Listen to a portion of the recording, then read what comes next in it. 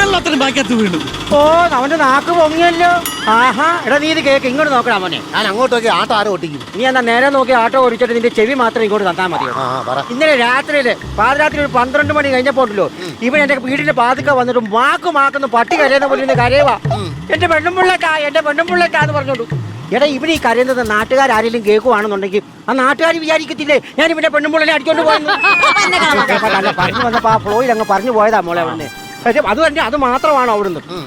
ഞാൻ അവസാനം നിന്റെ ഓട്ടോയും പിടിച്ചിട്ട് ഇവനെയും കൂട്ടിക്കൊണ്ട് ഞാൻ പിന്നെ ഇവളുടെ വീട്ടിൽ ചെന്നിട്ട് അവളുടെ കൈ പിടിച്ചു കാല് പിടിച്ചു എവിടെയൊക്കെ പിടിച്ചത് എനിക്ക് പറഞ്ഞു വന്നപ്പോ ആ ഫ്ലോയിൽ അങ്ങ് പറഞ്ഞു പോയതാ. അങ്ങനെ കൂട്ടിക്കൊണ്ട് വന്നവൻ ഇച്ചിരി വെള്ളം വീണപ്പോ അവൻ എന്നെ വിളിച്ചു കേട്ടോടാ മാമാ കൂമാന്ന്. എടാ ഓട്ടോയ്ക്കകത്തിരുന്ന് വെള്ളം കൊടുക്കുമ്പോഴത്തേന് ഇച്ചിരി വെള്ളമൊക്കെ തെളിച്ചെന്നിരിക്കും. അതൊക്കെ സഹിച്ചു അവിടുന്ന്. ഈ വെള്ളം അല്ലേ പ്രശ്നം, അതിവിടെ കിടക്കട്ടെ. ഞാൻ പറഞ്ഞ നേരത്തെ ഓർമ്മയുണ്ടല്ലോ, ഇങ്ങേരുടെ വീട്ടിന്റെ ഫ്രണ്ടിലെങ്ങാണം ഏതെങ്കിലും മൃഗങ്ങൾ വന്നു കഴിഞ്ഞാ ഞാൻ അന്നേരം എന്റെ വീട്ടിൽ പോകും. വേണമെങ്കിൽ നിങ്ങൾ എന്റെ വീട്ടിലൊന്ന് നിന്നാ മതി. എന്റെ പട്ടി വരും. ഓ നിങ്ങളെ വീട്ടില് പട്ടിയൊന്നുമല്ലല്ലോ വരുന്നത്, കടുവയും മാനയും പുലിയും ഒക്കെ അല്ലേ കയറി കിടക്കണത്. താമസിച്ചാ മതി. എന്തോ പറഞ്ഞത്? നീ എന്തോ പറഞ്ഞത്?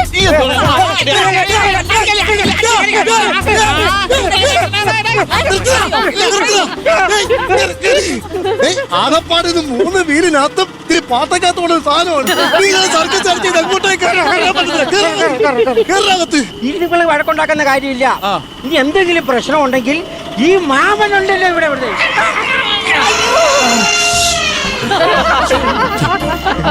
എന്താ പറ്റിയേ? പേടിക്കണ്ട, കാട്ടാനയിലെ മുമ്പ് എന്റെ മാമ നെഞ്ചും പിരിച്ച് നിക്കണണ്ട.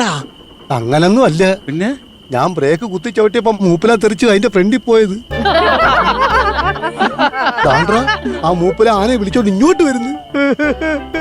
എടാ ഞാൻ ആനയെ വിളിച്ചോണ്ട് വരുന്നതല്ല, പിന്നെ ഞാൻ പുറകോട്ട് നടന്നപ്പോ ആന മുന്നോട്ട് നടന്നു വരുന്നതല്ലേ ശബ്ദം ഉണ്ടാക്കി. എന്തൊക്കെ പറഞ്ഞെന്ന് പറഞ്ഞാലും ആന നമ്മളെ കാണത്തില്ല. നമ്മളിപ്പോ സേഫ് ആയിട്ടായിരിക്കുന്നത്. കാരണം നമ്മൾ വാർത്ത കെട്ടിടത്തിനകത്താണല്ലോ കയറി.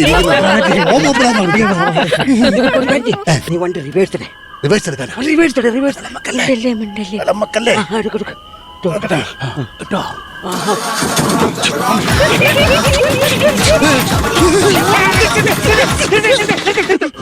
എടാ ഒച്ച ഉണ്ടാക്കരുത്. ഈ പാട്ട് കേൾക്കുമ്പോ നേരത്തെ കമ്പത്തിഷ്കാരത്ത് ഒറ്റയടിക്കുന്നതിന്റെ ഞാൻ കമ്പത്തിഷ്ക ഞാൻ ഓടിച്ചാണ് ഞാൻ പറയാം. ഒരു കാര്യം ഞാൻ ശ്രദ്ധിക്കുന്നുണ്ടേ. തിരി തിരി തിരി തിരി അമ്മ അങ്ങോട്ട് ഇറങ്ങിക്ക.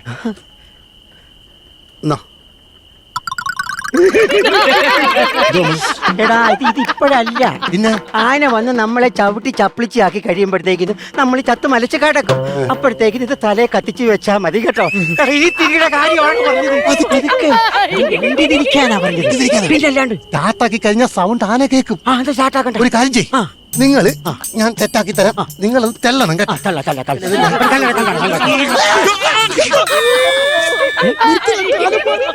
നീയൊക്കെ എന്നെ ആട്ടാൻ കൂടെ തെണ്ടി ആനയുടെ അണ്ണാക്കിലോട്ടോട്ട് കയറ്റി വന്നു.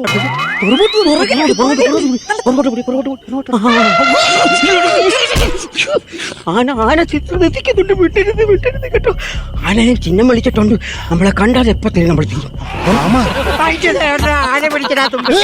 എന്റെ തുമ്പിക്കൈ പിടിച്ചോണ്ട് പോകല്ലാതെ എന്നെ പിടിക്കല്ലാതെ ആനയല്ല ഞാനാ. മുതുകാല ബാക്കിയുള്ള ഇപ്പൊ പേടിപ്പിച്ച് കൊന്നല്ലോ.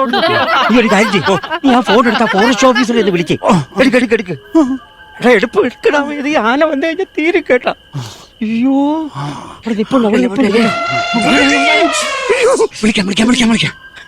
അയ്യോടാ ഈ സമയത്താണോടാ നീ നൂഡിൽസ് ഉണ്ടാക്കി കളിക്കുന്നത്? നൂഡിൽസ് അല്ല, എന്റെ ലോക്കാ. പെട്ടെന്ന് അടിക്കാം അങ്ങോട്ട്. കിട്ടി, നമ്പർ കിട്ടി. സിം ഡീആക്ടിവേഷൻ, വൈദ്യുതി വിച്ഛേദിക്കൽ, KYC അപ്ഡേറ്റുകൾ, ബന്ധുക്കൾക്ക് അസുഖം അല്ലെങ്കിൽ അറസ്റ്റ് എന്നിവയെ കുറിച്ചുള്ള അജ്ഞാത നമ്പറുകളിൽ നിന്ന് കോളുകൾ ലഭിക്കുകയാണെങ്കിൽ ഉടനടി പ്രതികരിക്കരുത്. അങ്ങനെ വിളിക്കുന്നവർ സൈബർ കുറ്റവാളികളായിരിക്കാം. അത്തരം സംഭവങ്ങൾ ഉടൻ തന്നെ 1930 എന്ന നാഷണൽ സൈബർ ഹെൽപ്പ് ലൈനിൽ അറിയിക്കുക. ആഭ്യന്തര മന്ത്രാലയം പുറപ്പെടുവിച്ചത്.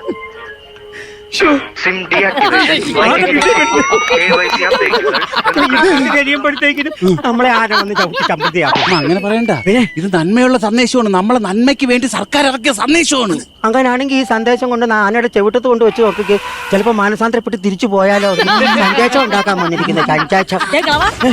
മര്യാദയ്ക്ക് ഒരു കാര്യം പറയാം, വീട്ടിൽ ഇരുന്ന് എന്നെ വിളിച്ചോണ്ടോന്ന് ഈ ആനയുടെ കുത്തു കുത്തി ചാവാനോടെ പന്നകളവാ മര്യാദക്ക് വീട്ടിൽ കൊണ്ടാക്കാൻ. ആദ്യം ആ ആന അതിന്റെ വീട്ടിൽ പോട്ട്, പിന്നെ നിങ്ങളെ വീട്ടിൽ കൊണ്ടാക്കും. ഒന്ന് അടക്കമല്ല പുള്ള അവിടുത്തെ.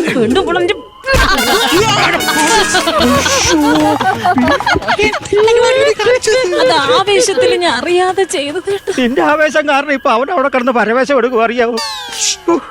ആന ആന എനിക്ക് കാണാൻ കണ്ണി കുരുവൊന്നുമില്ല. പിന്നെ വെക്കേഷന് കുഞ്ഞമ്മയുടെ വീട്ടിൽ വന്ന് നിൽക്കുകയാണല്ലോ, നീ വിളിക്കുന്നുണ്ട് ഓടി അങ്ങ് വരാൻ. ആനയുടെ മുമ്പിൽ നിൽക്കുകയാണ്, അനങ്ങി ആ ചവിട്ടി പീസാക്കും. എടാ ഇനി എന്നാടാ ചെയ്യുന്നത്? ഐഡിയ കൊണ്ട് ബഹളം വെക്കല്ലേ.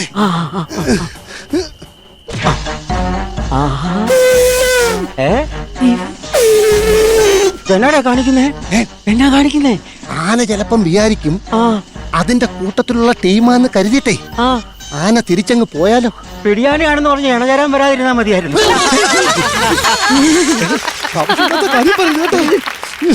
പെണ്ണും പിള്ളേ നിങ്ങൾ ഒറ്റ ഒരുത്തിയാണ്. നീ പാടെ ഇത് ഈ ചേച്ചി ഞങ്ങൾക്ക് എവിടുന്ന് കിട്ടി? എനക്കൊരു കാര്യം അറിയോ, എന്റെ കൂട്ടുകുടുംബത്തിന് അണുകുടുംബമാക്കിയവളാണുള്ളത്. അതെ, എന്റെ കല്യാണം കഴിയുമ്പം 16 അംഗങ്ങളുള്ള വീടായിരുന്നു. കല്യാണം കഴിച്ച് വീട്ടിൽ വന്ന എന്റെ പിറ്റന്ന് അത് 8 ആയി. അതിന്റെ 3 ദിവസം കഴിഞ്ഞപ്പോ 3 ആയി.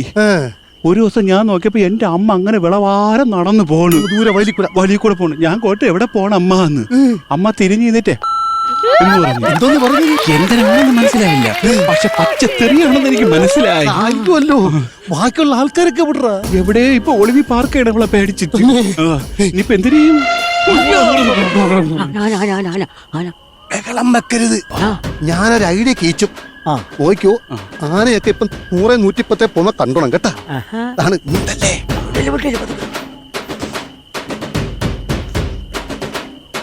നീ തന്നെയാടാ കാണിക്കുന്നത്? എങ്ങനുണ്ട് ഈ ഐഡിയ? സംഭവം എന്നാന്ന്? സംഭവം ഈ ആന അവിടെ നീ നോക്കുമ്പോ അതിനെക്കായും വലിയൊരു തുമ്പിക്കയും വെച്ച് വലിയൊരു ആന നിൽക്കുന്നത് തോന്നും. തിരിച്ചങ്ങ് പോവും. എന്റെ കൊല്ലടാവേ, ആ തുണി എടുത്തു കൊടുക്കടാ. ആന വന്ന് ചവിട്ടിക്കൊന്ന് ചത്ത് കിടക്കുമ്പോഴത്തേന് തുണിയില്ലേ, നാണക്കേടാണ്. അവിടെ എടുത്തു കൊടുക്കടാ. എന്തിനാൻ പറ്റും? എടാ ഇതൊന്നും ആനയല്ല. എന്റെ ആയ കാലത്ത് എനിക്ക് തൃശ്ശൂരായിരുന്നു എനിക്ക് ജോലി. ഞാനിങ്ങനെ ജോലി കഴിഞ്ഞ് തിരിച്ചു വരുമ്പോഴത്തേനും ഒരിടത്തൊരു 100-150 ആന ഇങ്ങനെ നിരന്ന് നിൽക്കുക. ഞാനൊന്നും നോക്കിയില്ല, ഞാൻ ആരാ മോനെ. ഞാൻ ധൈര്യം സംഭരിച്ച് ഞാൻ നേരെ അതിന്റെ ഫ്രണ്ടിൽ കയറി ഇങ്ങനെ കൈയും കെട്ടി ഒറ്റ നിപ്പ. അതല്ലേ അമ്മ തൃശ്ശൂർ പൂരം? തൃശ്ശൂർ പൂരം അല്ലടാ, അവിടെ ഒരുപാട് ആൾക്കാരുണ്ടായിരുന്നല്ലോ. അത് എന്നെ കാണാൻ, എന്റെ ധൈര്യം കാണാൻ വേണ്ടി ആൾക്കാർ അവിടെ ഇവിടെ ഒക്കെ വന്ന് കൂടി കൂടി കൂടി കൂടി കൂടി അതൊരു പൂരപ്പുറമ്പായി മാറിയതല്ലേ. ഇരിക്കുമ്പോ ഉണ്ടല്ലോ ഒരു പെരും മഴ. അപ്പൊ അവിടെ നിന്ന് ഒരു കുട നൂത്ത്, അതാണ് കുട മാറ്റല്ലേ. മര്യാദക്ക് വീട്ടിൽ കൊണ്ടാക്കി ഇവിടെ കൊണ്ടുവന്നത്. എനിക്ക് കൊറേ നേരായവൻ.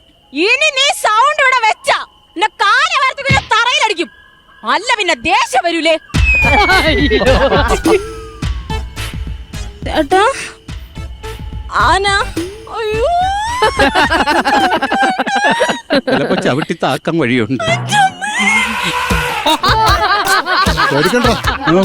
ആന പോയി പോയാ പിന്നെ നിന്റെ പെണ്ണുമ്പടെ സംസാരം കേട്ട് താന്നു കിടന്ന വാല് പൊക്കി പിടിച്ച് പൈപ്പർ അടിക്കുന്നതൊക്കെ ടാറ്റയും കാണിച്ച് ചമ്മി നാറി കരഞ്ഞോണ്ട് പോണ പോക്കണ്ടാനാ. ആന പോയി. ആന പോയി ആണാ? പിന്നെ സമാധാനമായി. അപ്പൊ എനിക്ക് സമാധാനമായിട്ട് ഇനി എവിടെയും കൊണ്ട് എന്റെ വീട്ടിൽ പോയി താമസിപ്പിക്കാം. ധൈര്യമായിട്ട് ആന പോയിട്ടൊരു പുല്ല് പോലെ അവിടെ വരത്തില്ല. കേറിക്കോ പോന്നിട്ട് വന്നേ. എടാ നിന്റെ ഭാര്യയുടെ മേലൊരു കേസ് വരും കേട്ടാ. എന്തോന്ന് സംഭവം വേറൊന്നുമല്ല, കരയിൽ ഏറ്റവും വലിയ ജീവിയായ ആനയെ ചമ്മിപ്പിച്ച് നാണം കെടുത്തി കരയിപ്പിച്ച് പറഞ്ഞു വിട്ടതിന്റെ പേരിലൊരു പീഡന കേസ്